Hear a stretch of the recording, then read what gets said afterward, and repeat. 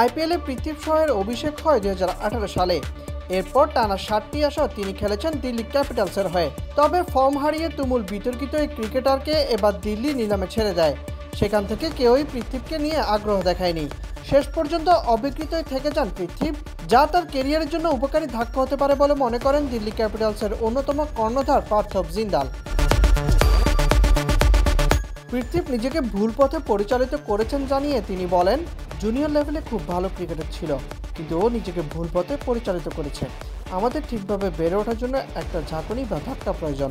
সে ধাক্কা আমাদের ঘুম ভাঙায়। কারো কিছুটা বড় হওয়ার পরও ধাক্কা প্রয়োজন। ছোট থেকে কেউ যখন বারবার শুনতে থাকে সে বিশেষ খেলোয়াড়, সেরা প্রতিভা, তখন কিছুটা সমস্যা তৈরি হয়। একটা প্রতিষ্ঠান সচিন ও কোহলির পর শুধু ওকে স্পন্সর করত। এটা থেকে বোঝা যায় ওকে নিয়ে কেমন ধারণা ছিল সবার।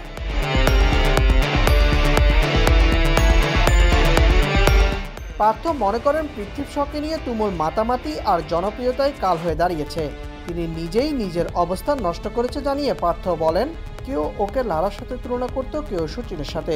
ভবিষ্যতে সেরা ব্যাটার হিসেবে ধরে নেওয়া হতো। এমন একটা পরিবেশে বেড়ে উঠেছে, এগুলোই সমস্যা তৈরি করেছে। আমার মনে হয় ওর এই ধাক্কাটা দরকার ছিল। গত বছর পর্যন্ত আইপিএলে দল ছিল, মুম্বাইয়ের হয়ে ঘরোয়া সব ধরনের ক্রিকেট খেলেছে। আইপিএলের শুরু থেকে দিল্লিতে ছিল, কিন্তু জায়গাটা সে ধরে রাখতে পারেনি।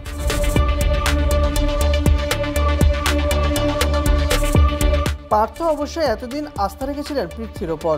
বিশ্বাস ভবিষ্যতে আবারও ফিরবেন পৃথ্বীর আগের ছন্দে। ওকে কঠোর পরিশ্রম করতে হবে, ক্রিকেটকে আবারও ভালোবাসতে হবে, নেট থেকে কাজ শুরু করতে হবে, ফিটনেস ভালো করতে হবে, বুঝতে হবে কি ভুল করেছে, আরও সুশৃঙ্খল হতে হবে।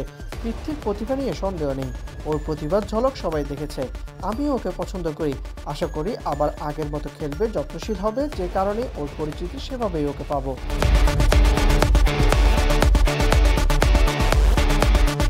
পৃথ্বীর জীবনাচরণ থেকে শুরু করে সবকিছুই এখন সোশ্যাল মিডিয়া নিন্দুকদের বিনোদনের খোরাক। একসময় জনপ্রিয় ক্রিকেটার এত ঘৃণা ও উপহাস দেখে নিজেই হতাশ। পৃথ্বী সম্প্রতি বলেন, আমাকে নিয়ে মশকরা করলে বা মিম বানালে আমিও দেখি। কিছু বিষয় খুব নিম্নরুচির হয়, আমারও কষ্ট হয়। ভাবি আমি কি ভুল করেছি, কেন আমাকে নিয়ে এত মশকরা হচ্ছে।